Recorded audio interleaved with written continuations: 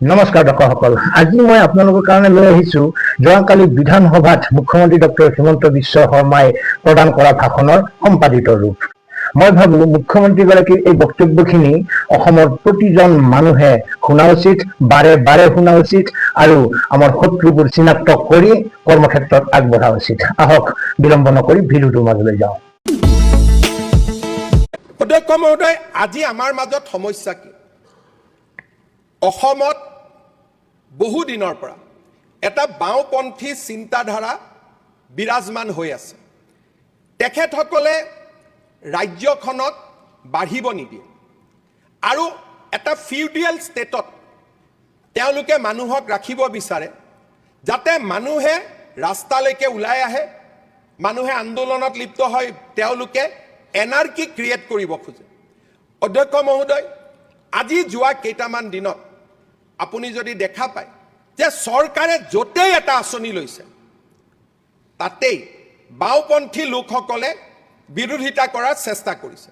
অধ্যক্ষ মহোদয়, সদনত আহি কম আমাক হস্পিটাল লাগে, সদনত আহি কম আমাক ৰাস্তা লাগে, সদনত আহি কম আমাক জলসিঞ্চন লাগে, সদনত আহি কম আমাক কৃষি লাগে, কিন্তু অসমৰ বিকাশৰ বাবে আমি য'তেই আঁচনি লৈছোঁ তাতেই গৈ আমি বিৰোধিতা কৰিম। এতিয়া অধ্যক্ষ মহোদয়, অৰুণাচল প্ৰদেশত তাৰ ৰাইজে চৰকাৰে লগ লাগি 30,000 মেগাৱাট ইলেক্ট্ৰিচিটি উৎপাদন কৰিব খুজিছে আৰু ইতিমধ্যে 10,000 মেগাৱাট ইলেক্ট্ৰিচিটি উৎপাদনৰ কাম আৰম্ভ হৈছে। 30,000 মেগাৱাট ইলেক্ট্ৰিচিটিৰ পৰিকল্পনা হৈছে, ক'তো এটা আন্দোলন নাই, ক'তো এটা প্ৰতিবাদ নাই, ক'তো এটা হুলস্থুল নাই। আৰু 10 ইয়াৰ্ছৰ ভিতৰত যদি এই আটাইখিনি জলবিদ্যুৎ প্ৰকল্প কমপ্লিট হয়, অৰুণাচল প্ৰদেশৰ GDP অসমতকৈ দুগুণ আগবাঢ়ি যাব। আজি অৰুণাচল প্ৰদেশে এই কাম কেনেকৈ কৰিব পাৰিলে? আমি যদি সৰু ফ্লাইঅভাৰ এখন বনাব খোজোঁ, তাতে গছ কাটা নাকাটাক লৈ আমি 2 বছৰ বিতৰ্ক কৰিব লাগে। অধ্যক্ষ মহোদয়, অৰুণাচল প্ৰদেশে আজি 30,000 মেগাৱাট পাৱাৰ উৎপাদন কৰাৰ পথত আগবাঢ়িছে। চীনক প্ৰতিযোগিতা কৰি, চীনতকৈও ডাঙৰ আজি পাৱাৰ প্ৰজেক্ট আৰম্ভ কৰিছে। গাঁও কি গাঁও ৰিহেবিলিটেশ্যন হৈছে, মানুহে নিজৰ গাঁৱৰ পৰা উঠি গৈছে যে অৰুণাচলৰ বিকাশৰ বাবে আমি আমাৰ গাঁও সলনি কৰাত আমাৰ কোনো আপত্তি নাই। আৰু আজিৰ পৰা উইদিন 10 ইয়াৰ্ছ এই ধৰণে যদি অৰুণাচলৰ বিকাশৰ গতি অব্যাহত থাকে, অৰুণাচল প্ৰদেশ উত্তৰ পূৰ্বৰ আটাইতকৈ চহকী ৰাজ্যত ৰূপান্তৰ হ'ব। অধ্যক্ষ মহোদয়, অন্ধ্ৰপ্ৰদেশ এখন নতুন ৰাজ্য। অন্ধ্ৰপ্ৰদেশ পুৰণা, কিন্তু কেপিটেল তেলেংগানাত গ'ল, সেইকাৰণে অন্ধ্ৰপ্ৰদেশ পুৰণা হৈও এখন নতুন ৰাজ্য হ'ল। অন্ধ্ৰপ্ৰদেশ চৰকাৰে সিদ্ধান্ত ল'লে যে আমাৰ নতুন ৰাজধানী অমৰাৱতীত আমি নিৰ্মাণ কৰিম। অধ্যক্ষ মহোদয়, চন্দ্ৰবাবু নাইডু ডাঙৰীয়াই ক'লে, 27খন গাঁৱৰ মানুহক ক'লে যে আপোনালোকৰ মাটিবোৰ আপোনালোকে এৰি দিয়ক, যেতিয়া অমৰাৱতী হ'ব আপোনালোকক মই কমাৰ্চিয়েলি ডেভেলপ প্লটছ আপোনালোকক মই উভতাই দিম। অমৰাৱতীখনৰ ডেভেলপমেণ্টৰ কাৰণে, নিজৰ ৰাজ্যৰ এখন ৰাজধানী হওক, তাৰ ডেভেলপমেণ্টৰ কাৰণে কৃষকে 30,000 একৰ মাটি অৰুণাচল চৰকাৰক হাঁহি হাঁহি গতাই দিলে অন্ধ্ৰপ্ৰদেশ। অধ্যক্ষ মহোদয়, আমাৰ ৰাজ্যত জনসাধাৰণৰ মাজত ডেভেলপমেণ্টৰ প্ৰতি যেতিয়ালৈকে আমি এটা পজিটিভ বাৰ্তা দিব নোৱাৰোঁ, যেতিয়ালৈকে অসমৰ মানুহক আমি সঁচা কথা নকম যে এই ৰাজ্যখনত যদি আমি উদ্যোগ আনিব নোৱাৰোঁ, এই ৰাজ্যখনত যদি আমি বিদ্যুৎ উৎপাদন নকৰিব নোৱাৰোঁ, এই ৰাজ্যখনত যদি আমি ছেমি কণ্ডাক্টৰ ৰিভলিউশ্যন আনিব নোৱাৰোঁ, এই ৰাজ্যখনত যদি আমি আৰ্টিফিচিয়েল ইণ্টেলিজেন্সৰ কাম কৰিব নোৱাৰোঁ, ইয়াত যদি ৱৰ্ল্ড ক্লাছ ইউনিভাৰ্চিটি আমি পাতিব নোৱাৰোঁ, we do not have any future. ভাৰতবৰ্ষৰ প্ৰতিযোগিতাৰ কম্পিটিটিভ ফেডাৰেলিজিমত আমি বহু দূৰ পিছুৱাই যাব লাগিব। আজি অধ্যক্ষ মহোদয়, অসমত কি হৈছে?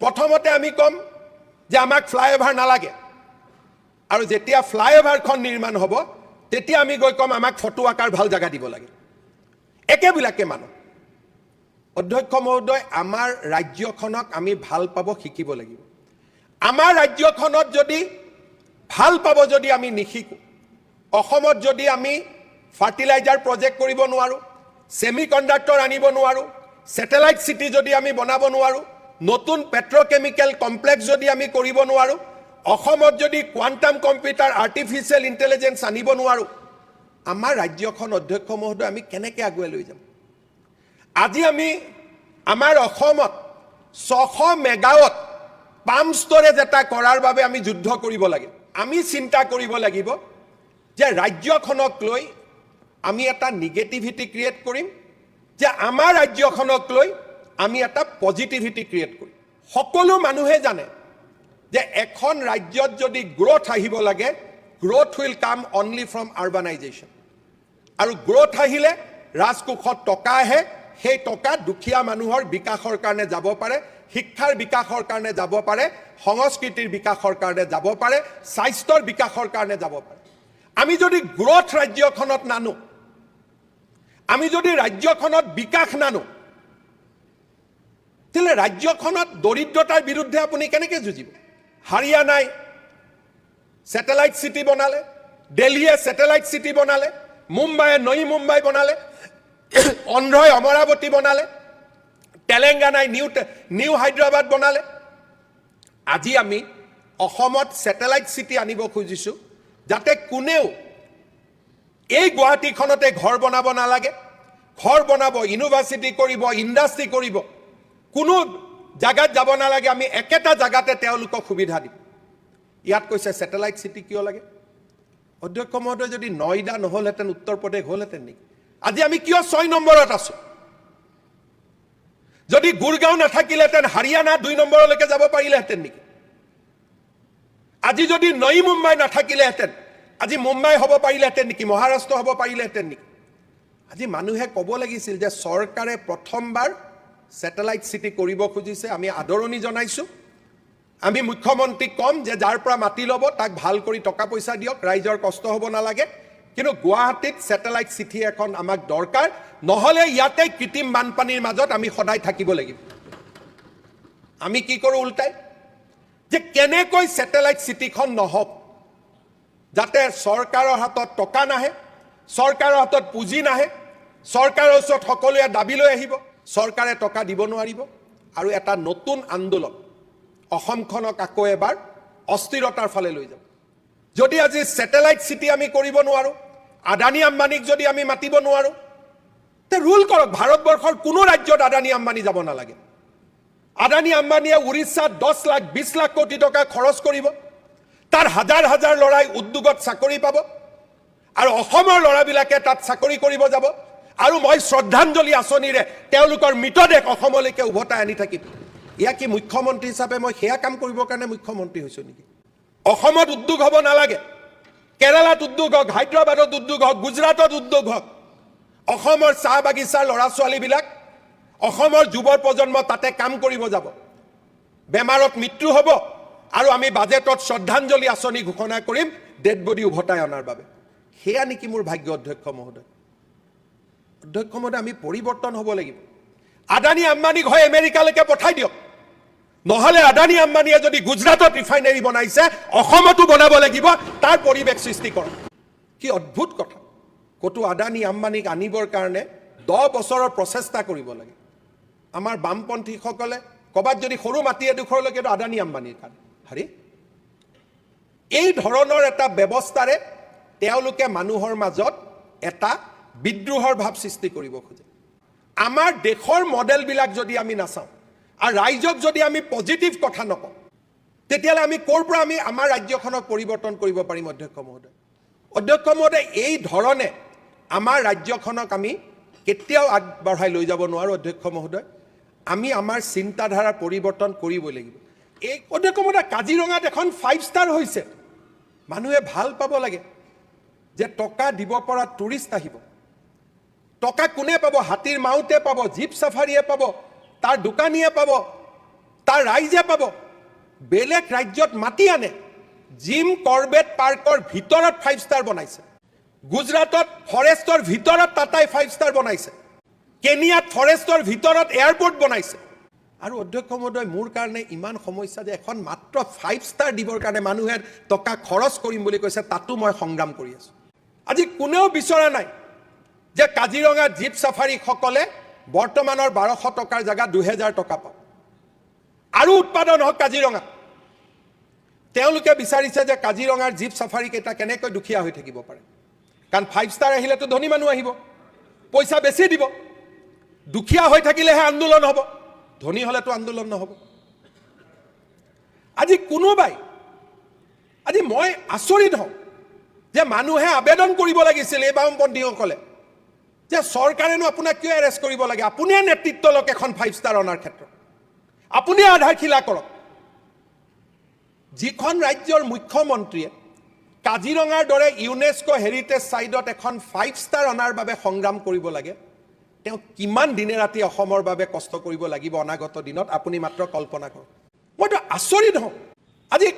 আজি এইবিলাকতো নতুন কথা নহয়। সুন্দৰবনত 5 ষ্টাৰ আছে, জিম কৰবেটত 5 ষ্টাৰ আছে, ৰন্থাম্বাৰত 5 ষ্টাৰ আছে। কোনখন টুৰিষ্ট প্লেচত 5 ষ্টাৰ হোটেল নাই?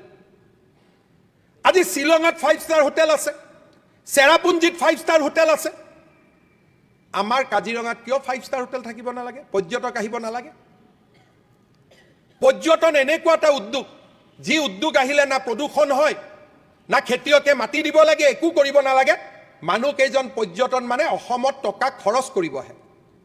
আমি GST পাম, 1000 জনে উদ্যোগ পাব। আপোনালোকে কওক যে কাৰোবাৰ যদি মাটি গৈছে, আপোনালোকে ক্ষতিপূৰণ 10 লাখৰ জেগাত 20 লাখ দিয়ক, তাততো কাৰো আপত্তি নাই অধ্যক্ষ মহোদয়। যদি কাৰোবাৰ সঁচাই মাটি গৈছে, তাক আন এটা জেগাত মাটি দিয়ক, কিন্তু আমি 5 ষ্টাৰ হোটেলখন বিচাৰোঁ। আমি ইয়াত কিয় কৈছোঁ, আদানীক লৈ আহিব 5 ষ্টাৰ কৰিব। অধ্যক্ষ মহোদয়, আদানীয়ে যদি 5 ষ্টাৰ নবনায়, মোৰতো বনাবৰ কাৰণে পইচা নাই অধ্যক্ষ মহোদয়। নে আপুনি বনাব পাৰিব নে মই বনাব পাৰিম? 5 ষ্টাৰটো পইচা থকা মানুহে বনাব লাগিব। আজি যদি পৰিৱৰ্তন নহয় অধ্যক্ষ মহোদয়, 10 বছৰৰ পিছত অৰুণাচলতকৈ আমি পিছত যাব লাগিব। পশ্চিমবংগত এতিয়া যিটো বিকাশৰ গতি লৈছে, আমি যোৱা 5 বছৰত পশ্চিমবংগৰ লগত প্ৰতিযোগিতা কৰি আছিলোঁ।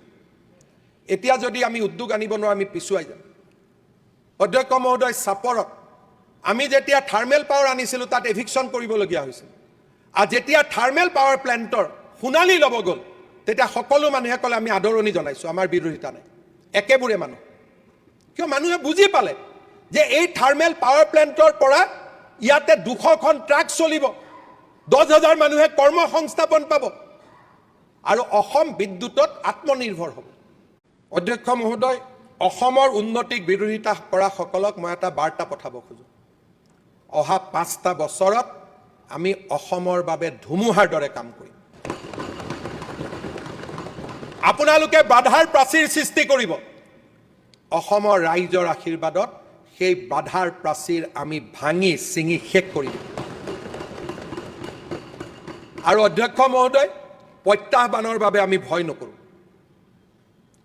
প্ৰত্যাহ্বানৰ মাজতো মথাউৰিৰ ওপৰত কি হ'ব, আমাৰ সমষ্টিৰ ৰাস্তাও হ'ব, আমাৰ স্কুলো হ'ব, নিবনুৱা যুৱক যুৱতীয়ে কৰ্মসংস্থাপনো পাব।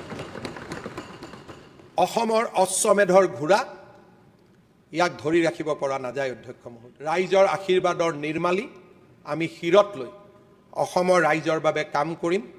অসমৰ ৰাইজক আগুৱাই লৈ যোৱাৰ বাবে আমি নিজক আকৌ এবাৰ সমৰ্পণ কৰিম। এচাম মানুহ আছে য'ত ত'ত যেনেকৈ নহয় ক'ৰবাত কিবা এটা লগাই থাকিব খোজে। অধ্যক্ষ মহোদয়, চৰকাৰ কঠোৰ হ'ব, কাৰণ এইখন চৰকাৰে অজস্ৰ ৰাইজৰ আশীৰ্বাদ লৈ শাসনলৈ আহিছে। আমি অসমক উন্নতিৰ পথত লৈ যাবই লাগিব। আৰু এইকাৰণে এই সদনৰ জৰিয়তে মই এটা বাৰ্তা পঠিয়াব খুজিছোঁ যে উন্নয়নৰ বিৰুদ্ধে যিসকলে মাত মাতি অসমখনক পিছুৱাই লৈ যাবলৈ চেষ্টা কৰে, তেওঁলোকৰ লগত আমি কেতিয়াও কম্প্ৰমাইজ নকৰোঁ। আমি আহ্বান জনাম, হাতে হাত ধৰি অসমক ভাৰতৰ এখন সৰ্বশ্ৰেষ্ঠ ৰাজ্যলৈ ৰূপান্তৰ কৰা যাত্ৰাত আমাৰ সহযোগী হওক। আৰু এনেকৈয়ে আমি ৰূপান্তৰৰ ইতিহাস লিখিম, আমি নতুন অসমৰ ইতিহাস লিখিম। দৰ্শকসকল, মুখ্যমন্ত্ৰীগৰাকীৰ বক্তব্য আপোনালোকে শুনিলে। শুনাৰ পিছত আপোনাৰ মনত কি চিন্তাৰ উদ্বেগ হৈছে সেয়া নিশ্চয় কমেণ্ট বক্সত লিখিব।